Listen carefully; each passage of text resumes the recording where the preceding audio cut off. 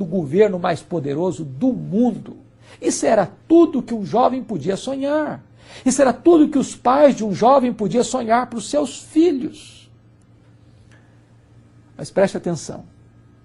Alguém já disse que as maçãs do diabo são todas bonitas, mas todas elas têm bicho.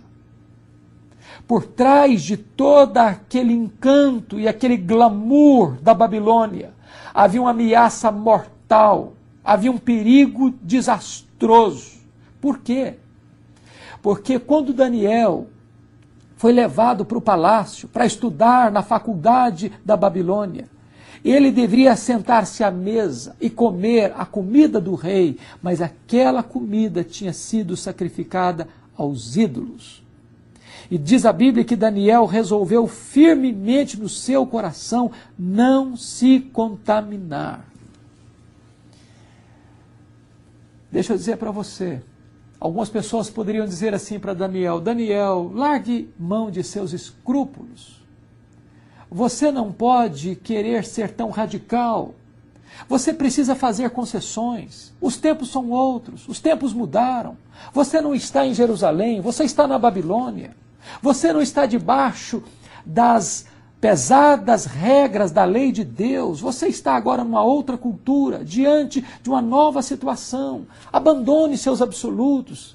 Você está tendo uma oportunidade de ouro, de ter sucesso na vida. Larga a mão dessas coisas, desses escrúpulos. Mas Daniel não fez isso. Daniel entendeu que ele não podia negociar absolutos, ele não podia vender a sua consciência, ele não podia negar o seu Deus, ele não podia apostatar-se da sua fé. Ele tem coragem para ser diferente, apesar de um presente de tantas e ricas oportunidades. Mas no meio das oportunidades tinha um grande risco. Diz a Bíblia que Daniel teve o seu nome trocado para receber um novo nome, um nome babilônio. O nome de Daniel tem a ver com o Deus vivo, mas o nome que ele recebia o título de um ídolo da Babilônia. Eu diria para você que aquilo era a aculturação. Preste atenção nisso. As benesses da Babilônia eram piores do que a espada da Babilônia. A sedução do diabo é pior do que a fúria do diabo. O diabo é enganador, ele é sutil. Sua voz parece doce e aveludada, mas por trás tem um veneno mortífero. Porque se Daniel se aculturasse, se Daniel se entregasse à cultura da Babilônia, ele perderia sua fé, ele perderia o seu Deus, e ele entraria numa caminhada de colapso, de fracasso e de derrota total e fatídica.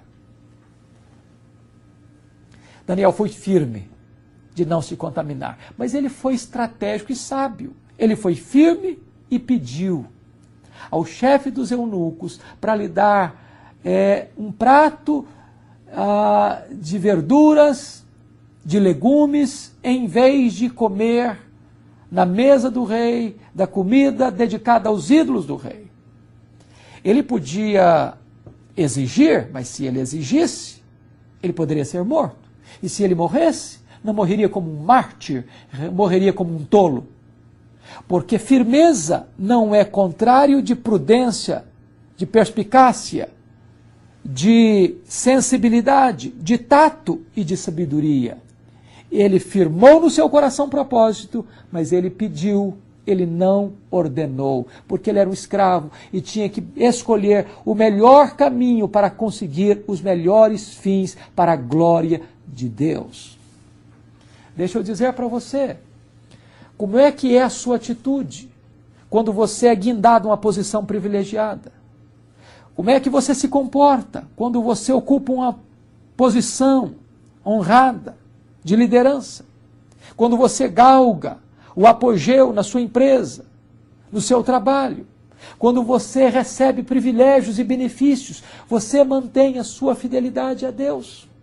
Talvez mais pessoas caem no opróbrio, no topo da montanha, do que na profundeza dos vales. Talvez mais pessoas fracassam na prosperidade do que na adversidade. Talvez mais pessoas fracassam com o sucesso do que com o próprio fracasso com as próprias dificuldades. Daniel foi fiel num tempo de dor e Daniel foi fiel num tempo de glória, quando ele estava lá na Babilônia, na faculdade da Babilônia, com todos os privilégios da Babilônia, ele manteve-se firme e fiel ao seu Deus.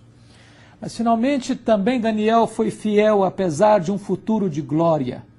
Depois de 3 anos de estudos na Universidade da Babilônia, ele foi chamado à presença do rei Nabucodonosor e foi interrogado pelo próprio rei e foi achado 10 vezes mais sábio do que os seus pares.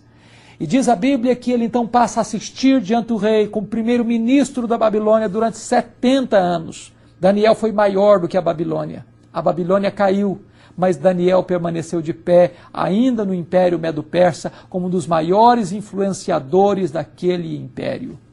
Se você for fiel a Deus, se você honrar a Deus, Deus honrará você. Jamais entre pelo atalho do lucro fácil, da corrupção. Você não tem que ser como aqueles que estão ao seu redor. Você pode ser um jovem diferente, você pode ser um jovem puro, você pode ser um jovem íntegro, você pode fazer diferença no meio em que você vive e ser diferente daqueles que estão ao seu redor. Você pode ser como um Daniel nos dias de hoje.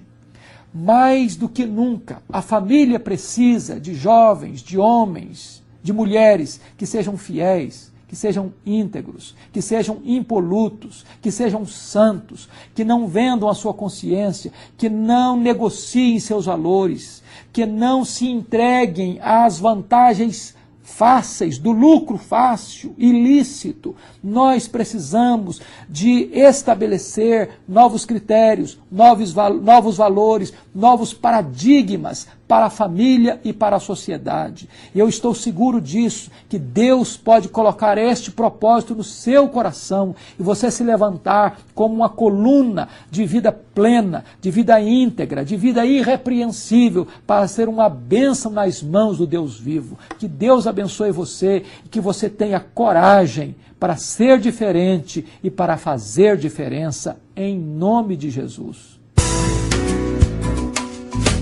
Verdade e Vida, mostrando o caminho do perdão e da vida eterna. Eu sou o caminho, e a verdade e a vida. Ninguém vem ao Pai senão por mim.